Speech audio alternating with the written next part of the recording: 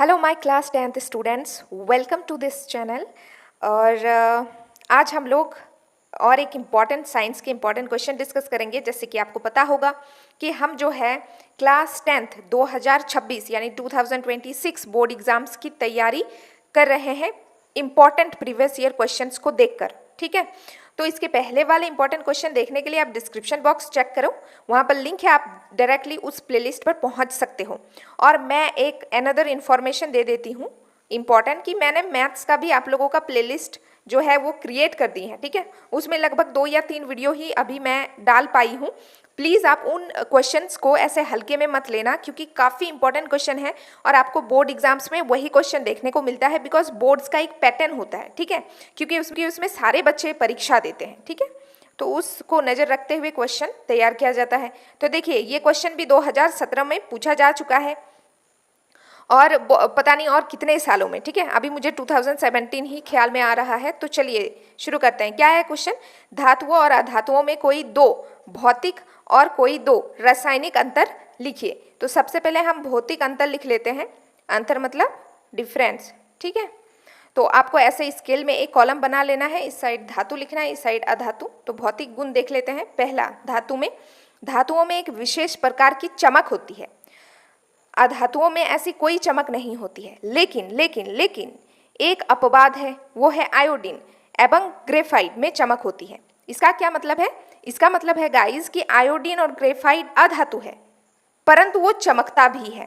और जबकि हमें पता है कि धातुएं चमकती है, बट ये एक अपवाद है। ठीक है, चलिए अब दूसरा अंतर देखते हैं, भौतिक अंतर। ठीक है, क्या है? धातुएं प्राय ऊष्मा एवं विद्युत की सुचालक होती है और अधातुएं प्राय ऊष्मा एवं विद्युत के कुचालक होते हैं। अपवाद है हाइड्रोजन एवं ग्रेफाइट जो है वो सुचालक है। अगेन अपवाद है अधातु में गाइस, क्योंकि हाइड्रोजन और ग्रेफाइट क्या है? अधातु है। और हमने पढ़ा था कि धातुओं में जो है वो धातुएं जो है विद्युत का सुचालक होती है, विद्युत उसमें से प्रवाहित होती है। बट हाइड्रोजन और ग्रेफाइट 2 ऐसी अधातुएं हैं जिसमें विद्युत का प्रवाह होता है। ठीक है, तो 2 बोला था तो 2 हमने लिख दिया। अब हम करेंगे रासायनिक गुण। अच्छा, अभी तक अगर आपने चैनल को सब्सक्राइब नहीं किया है तो प्लीज़ गाइज चैनल को कर लीजिए सब्सक्राइब, बिकॉज आपको बहुत बेनिफिट मिलने वाला है। ठीक है, इस चैनल के थ्रू। और कोई भी चीज़ हो, कोई भी टॉपिक हो, तो आप मुझे कमेंट बॉक्स के थ्रू सजेस्ट कर सकते हो।